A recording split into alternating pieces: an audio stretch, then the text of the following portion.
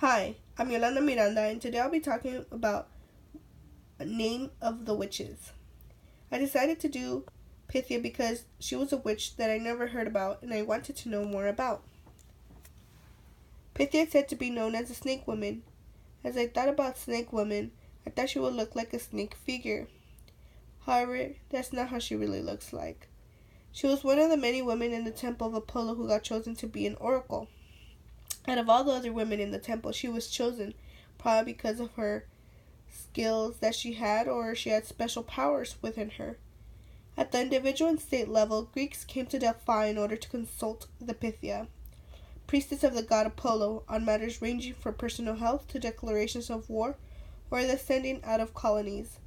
This shows that many people came to Pythia to ask about minor or major events that were happening in the people's lives.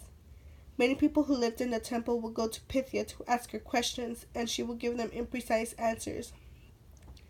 Although many people were looking for questions unanswered, they were still able to have that answer that helped them in their future.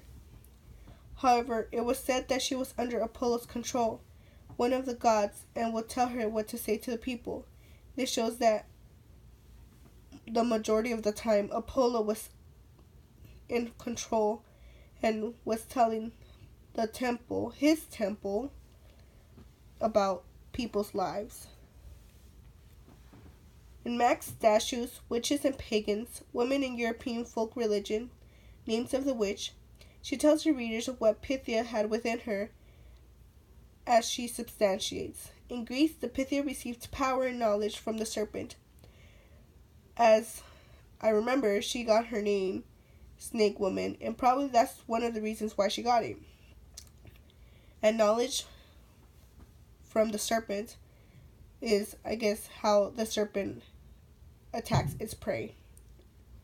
If her flight was once revered as a dreamer's journey by Romans' time, she was reviled as a devourer of life force who stole children and caused people to waste away. So this shows that she had a negative side in her who would steal children and didn't really care about people. Some of the characteristics that I found in Pythia were that she was knowledgeable, wise, vulnerable, powerful, a woman of course, and an instrument of Apollo. I thought she was knowledgeable because she did many things on her own. Vulnerable because she was taken over by Apollo and wasn't really that powerful enough to overcome him. And an instrument because she was being used by him to give their people an opinion of his about what their future might behold. A witch that reminded me of Pythia was the Witch of Endor. The Witch of Endor has historical facts in relation with King Saul. Many who lived in King Saul's temple were told to not ever be seen or near a witch. He even banned witches from his temple. However, even King Saul went for her help when he wanted to know how he could defeat his enemies during that time, and he even disguised himself in order to not be seen. But Saul is desperate for help in the coming battle, and she summons the spirit of Samuel for him. As she summons Samuel, she does this for a reason, to act like if it was his friend or something. That evil woman had power over the righteous Samuel.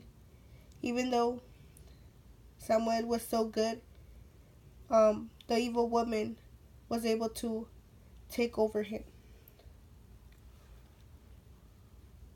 Both Pythia and Endor were searched by the people for their powers, which were some of the similarities that I found. They both told what people's future would be like. They were both controlling in a way, like Pythia was being controlled and Endor controlled others the way she wanted. And that concludes my presentation. And I would like to say that Pythia and Endor were related in a way because of their special powers that they had and gave towards the people.